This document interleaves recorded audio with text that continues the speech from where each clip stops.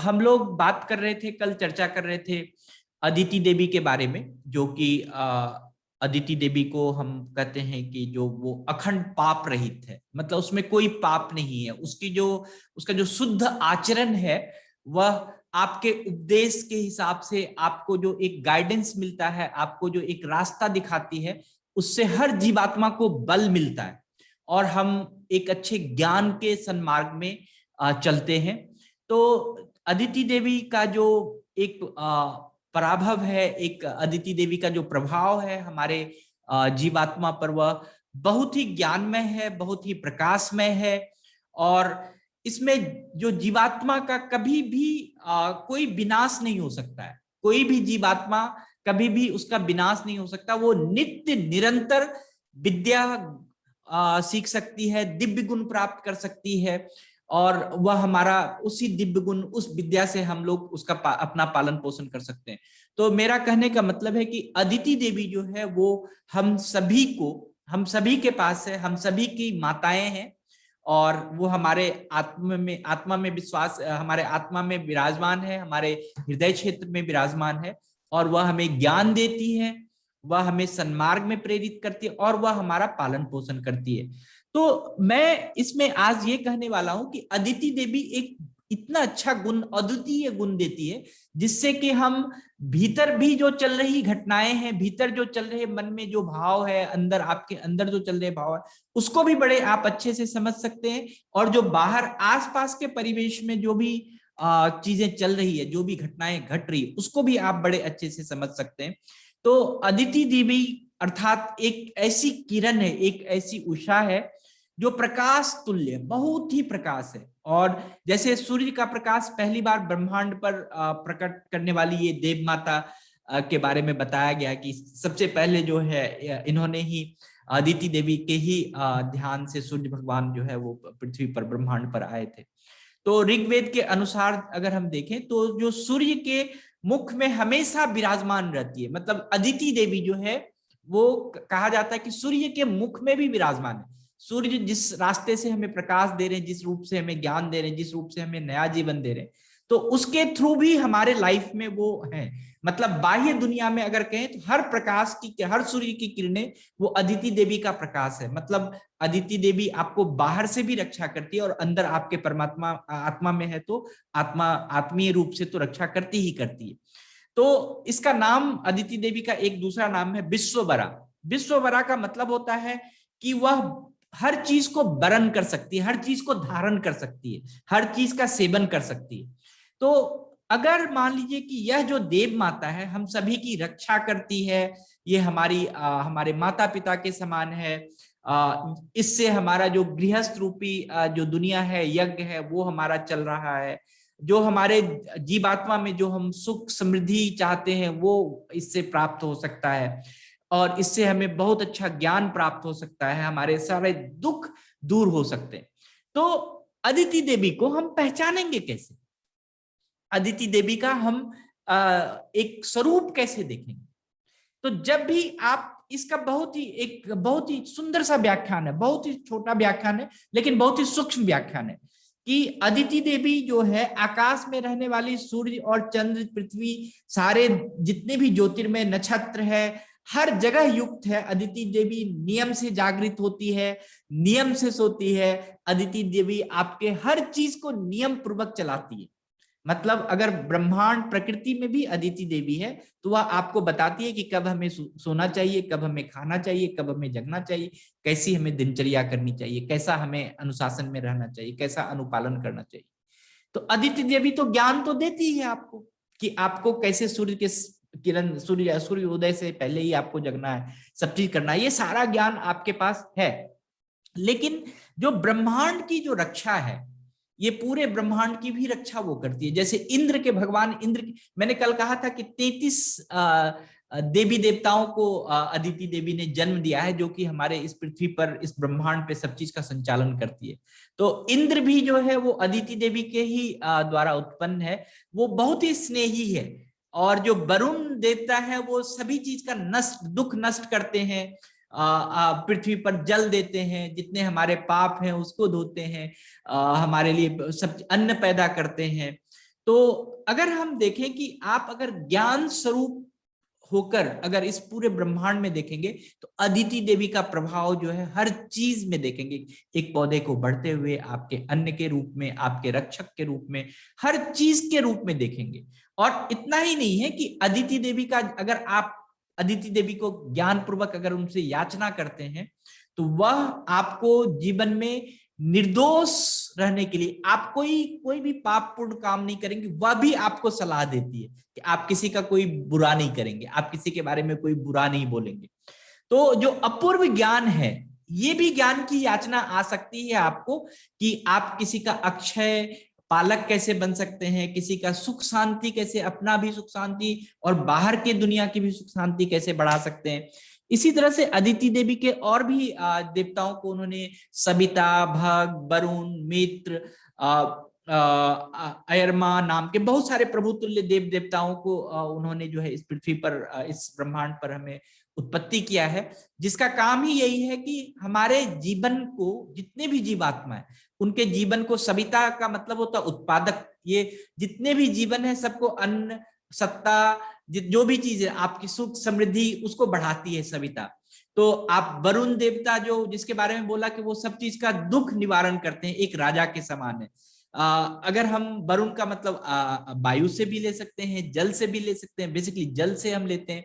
तो जल के क्षेत्र, जल से अगर हम देखें तो हमारी जीवन है, हमारा जल ही जीवन है, और वो भी अदिति देवी का से उत्पन्न किया हुआ ये है। तो इस तरह से अगर हम देखें तो अदिति देवी जो है हमारा भूमिवत, मातृवत, हर तरह से हमारा पालन पोषण करती है, हम सभी को प्रसन्न रखती है, हम सभी के वाणी से शुभ काम कराती है कि हम अच्छा बोले, अच्छा करें, हम एक अच्छे से विद्वत्ता पूर्व, एक ज्ञान पूर्ण अपने गृहस्थ जीवन को कैसे आदर पूर्वक चलाएं, वो भी हमें बताती है। तो अदिति देवी पूरे ब्रह्मांड की, भूमि की, सब चीज की रक्षा करती है। तो अदिति देवी आपकी भी रक्षा करती है, मनुष्य की भी रक्षा करती है। और आपको अदिति देवी ने इस पृथ्वी पर अगर बनाया है तो वो सबसे तेजस्वी पुत्र बनाया है इस ब्रह्मांड में। सबसे तेजस्वी, सबसे तेज, सबसे प्रखरमान जो है वो मनुष्य है।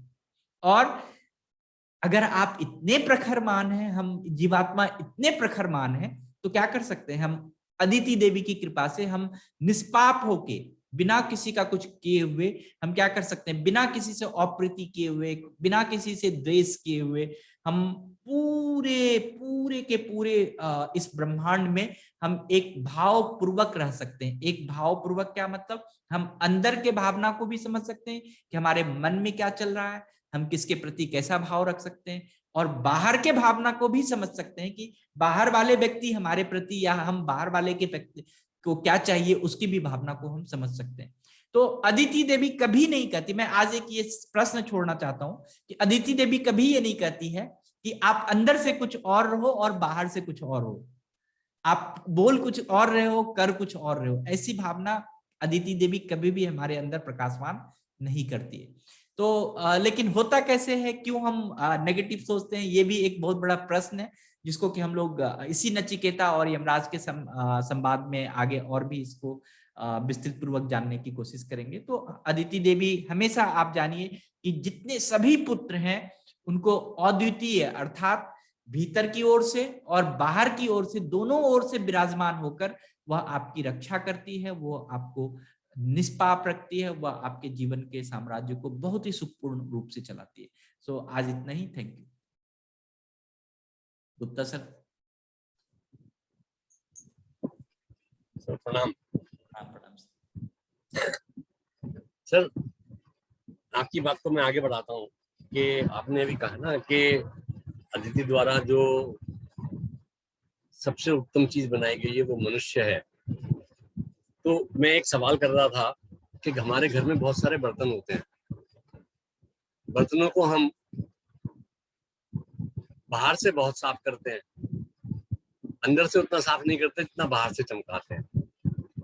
तो क्या ये सत्य है कि मनुष्य जो है ये भी एक बर्तन का स्वरूप है? तो इसको हम बाहर से तो बहुत चमकाते हैं, पाउडर लगाया, मैचिंग कपड़े पहने, सेंट लगाया, अच्छी तरह से कॉम वॉम किया, सब कुछ करते हैं, मगर जब तक हम अपने अंतःकरण को साफ नहीं करेंगे, तो शरीर इंसान को जो है ना अपने आप को अंदर से मानना चाहिए, अंदर से धोना चाहिए, अंदर से साफ करना चाहिए, नंबर 1। क्योंकि क्या होता है, आजकल मोबाइल का जमाना है, मोबाइल में गलत पासवर्ड डालोगे तो क्या होगा, खुल जाएगा? नहीं खुल सकता है। तो इसीलिए अगर हमारे कर्म गलत होंगे, हमारी सोच गलत होगी, हमारे विचार गलत होंगे, हमारे कर्म गलत होंगे, तो हम ईश्वर को कभी प्राप्त नहीं कर सकते। तो सबसे बड़ी बात क्या है कि वो यही कहते हैं कि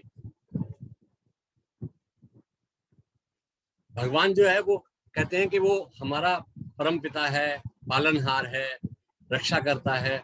तो भगवान जो है वो ना दिखाई देने वाले माता पिता, और घर में जो हमारे माता पिता हैं वो दिखाई देने वाले भगवान। तो अगर हम ये चाहते हैं कि हम अच्छे कर्म करें, तो अपने कहते हैं ना, चैरिटी बिगिंस एट होम, कि दानशीलता जो है वो घर से शुरू होती है। कि अगर मैं निर्वस्त्र हूँ, फटीचर हूँ, तो मैं दूसरों की मदद नहीं कर सकता। तो पहले हमको अपने माता पिता से शुरू करना चाहिए, अपने परिवार से शुरू करना चाहिए। ये देखना चाहिए कि हमारे परिवार में हमारे माता पिता सबसे सुखी हैं या नहीं है, उनको किसी चीज का कष्ट तो नहीं है, उनके लिए उनके कष्ट का निवारण करना चाहिए, फिर हम बाहर के काम कर सकते हैं। क्यों कि अध्यात्म करोगे जो हम सचेतन में करते हैं, तो क्या होगा, मोह नहीं होगा, मोह से हम दूर। और जो व्यक्ति मोह से छूट गया वो कहाँ पहुंच गया, परमात्मा के पास पहुंच जाएगा। ज्ञान जो है वो भयभीत नहीं होने देता। डरते क्यों है? क्योंकि हमको बहुत सारी चीजों के बारे में मालूम नहीं होता है। प्रेम ईर्ष्या नहीं करने देगा, इसीलिए हम कहते हैं कि सभी से प्रेम करो। सबसे प्रेम करोगे तो ईर्ष्या नहीं होगी। और विश्वास, अगर आपको अपने में विश्वास है तो आप कभी दुखी नहीं होंगे, वो दुखी नहीं होने देगा। कर्म असफल नहीं होने देगा, क्योंकि हम काम करने से पहले ये सोच लेते हैं कि पता नहीं ये होगा कि नहीं होगा। अरे करना तो शुरू करो, अगर कर्म करोगे तो सफलता अवश्य मिलेगी। तो इसीलिए कहते हैं कि अगर नशा करना है तो मेहनत का करो, कर्म का करो। नहीं तो बीमारी लेनी है तो सफलता की लो, बीमारी लेनी है तो सफलता की लेनी चाहिए। तो इसके लिए क्या करना पड़ेगा, दूसरों से अपनी तुलना मत करो। Don't compare yourself with others, कि वो ऐसे है, वो ऐसे है, वो ऐसे नहीं है। आप जैसे हैं आप अपने आप को सुधारिए। अपने विश्वास को अपने से ऊपर, अपने से बड़ा बनाओ। हैव सेल्फ कॉन्फिडेंस, अपने में विश्वास रखो कि हाँ ये मैं कर सकता हूँ, ये मैं कर लूंगा। हो सकता है एक आध बार असफलता आए तो उसको आप सफलता में बदल सकते हैं। ऐसे काम करो जो आपको उचित लगते हैं। तो कहते हैं ना, अंग्रेजी में कहावत है, डोंट थ्रो स्टोन्स। तो ऐसे लोगों, ऐसे घर, मतलब ऐसे कर्म करो जो आप ऐसे कर्म करो, अगर वो बात आपके साथ में की जाए तो आपको बुरी लगे। तो दूसरों के साथ में हमें वैसा व्यवहार करना चाहिए, अगर वो व्यवहार हमारे साथ में किया जाए तो हमको बुरा लगे। और अपने साथ एवं दूसरों के साथ नम्रता से बात करें। अगर ये सब चीजें हम अपने जीवन में ले आए, मतलब हम आत्मशोधन, अंदर की सफाई, आध्यात्म, सदकर्म और नम्रता, तो हम किसी ईश्वर से कम नहीं रहेंगे। इन्हीं शब्दों के साथ धन्यवाद। धन्यवाद, बहुत बहुत धन्यवाद। और अगर किसी के पास कोई किसी को थैंक यू बोलना है तो वो बोल सकते हैं। Thank you sir, thank you कोई सर, थैंक यू सर, मैं सर, थैंक यू। ओके, कोई किसी के लिए विशेष धन्यवाद है? सर मैं दूं? हाँ बोलिए। सर आप, आलोक सर, आप बहुत अच्छे स्पीकर है सर। Thank you. और कोई आपकी दुआ है सर। ओके, तो आज का विशेष धन्यवाद, आज का विशेष धन्यवाद हम मेरे मन में एक आ रहा है कि आज का धन्यवाद हम फिर से जो बहुत शुरुआती दिनों में हम लोग दिए थे कि जो भी कोरोना काल में जितने भी हमारे डॉक्टर्स थे, जितने भी कोरोना योद्धा थे, उन सभी को बहुत बहुत धन्यवाद कि वो हमारे जीवन के रक्षक हैं, वो हमारे लिए काम कर रहे हैं। और आज उनको धन्यवाद जो अब टीका अभियान में संलग्न है, जितने भी कर्मचारी, जितने भी स्वास्थ्य कर्मी, जितने भी डॉक्टर्स टीका अभियान में लोगों की रक्षा कर रहे हैं, टीका दे रहे हैं, उनको बहुत बहुत धन्यवाद। आप सभी के पास अगर कोई प्रश्न हो, जो प्रश्न हो सकता है कि आपको ध्यान से संबंधित हो, आपको जो विचार होता है उससे संबंधित हो, आपके आम दिनों, आपके रोजमर्रा के जिंदगी से कोई संबंधित हो और लगता है कि वह प्रश्न का उत्तर नहीं मिल रहा, तो आप पूछ सकते हैं सचेतन में। हम सभी मिलके उसका आंसर देने की कोशिश करेंगे। हो सकता है वो प्रश्न हर किसी के जीवन से जुड़ा हो। जी, किसी के पास कोई प्रश्न है तो पूछ सकते।